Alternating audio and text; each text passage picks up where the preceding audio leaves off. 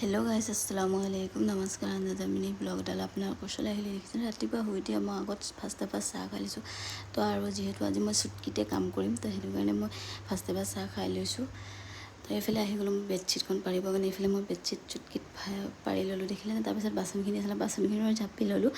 জাপি মেলি অলমষ্ট হৈ গ'ল। তাৰপিছতে আহিলোঁ চোফাৰযোৰ অকণ ঠিকনা কৰি লওঁ বুলি এইফালে চোফাৰটো মই ঠিক কৰিলোঁ। এইফালে আকৌ মই চুটকি মাৰি কিনে মোৰ গা ধুবলৈও মই গুচি গ'লোঁ। এইফালে মই গা ধুই আহি গ'লোঁ। আহি কিনে দেখিছেনে পূৰা মুখ চুখ মুচিবলৈ আৰম্ভ কৰি দিলোঁ। আৰু এইফালে মুচি মেলি কিনে মোৰ অলমষ্ট হৈ গ'ল। হৈ যোৱাৰ পিছতে মই নামাজো পঢ়িব হ'লোঁ। তো এইফালে মই দেখিছেনে নামাজ পঢ়িবলৈ নামাজৰ পাতি ল'লোঁ। তাৰপিছতে আহিলোঁ মই কোৰাণ পঢ়িবৰ কাৰণে। তো এইফালে দেখিছেনে কোৰাণ পঢ়িবলৈ কাৰণে আৰম্ভ কৰি দিলোঁ গাইজ। তো এইফালে মই কোৰাণ পঢ়িবলৈ ল'লোঁ, কোৰাণো পঢ়ি ল'লোঁ। পঢ়ি মেলি অলমষ্ট মোৰ হৈ গ'ল।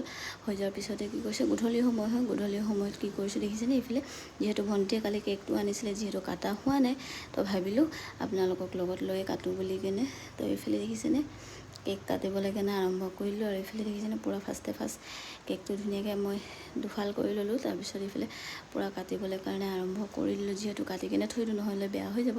তো সেইটো কাৰণে ফ্ৰিজত থোৱা আছিলে। তো এইফালে দেখিছেনে কাটি মেলি ল'লোঁ। কাটি মেলি লোৱাৰ পিছত মই টেমাটো ভৰাই দিলোঁ।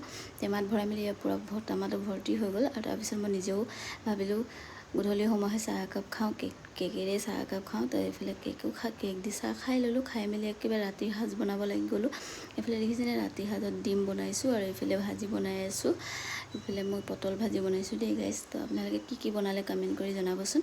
তো এইফালে মোৰ ভাজি চাজি পাতা মেলা অলমষ্ট হৈ গ'ল। তাৰপিছতে মই আছৰৰ নামাজ পঢ়িবলৈ অৰ্জু কৰিব আহি গ'লোঁ। তো আছৰৰ নামাজ পঢ়িবলৈ ল'লোঁ। আজিলৈ ইমানে আছিলে। আৰু ভিডিঅ'টো যদি ভাল লাগে প্লিজ লাইক কমেণ্ট শ্বেয়াৰ কৰিব। আজিলৈ আহিছোঁ, বাই।